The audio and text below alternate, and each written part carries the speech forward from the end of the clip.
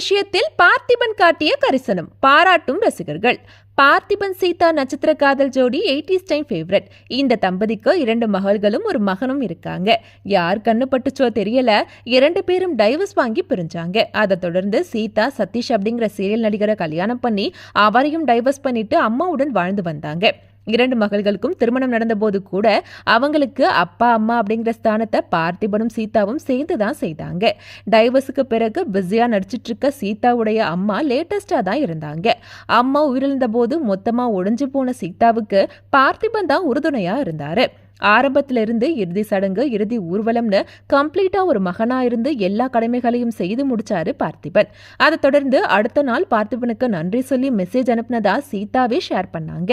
எனக்கு நிறைய காதல் வந்தாலும் சீதாவுக்கு கொடுத்த மனைவி அப்படிங்கிற அந்தஸ்தை நான் வேற யாருக்குமே கொடுக்க மாட்டேன்னு ரொம்ப லவ்லியா பேசின பார்த்திபன், டைவர்ஸுக்கு பிறகும் சீதாவுடைய அம்மாக்கு மருமகனா முன்னிருந்து செய்த இறுதி சடங்குகள் உண்மையாகவே மெய்சிலிருக்க வைக்குது.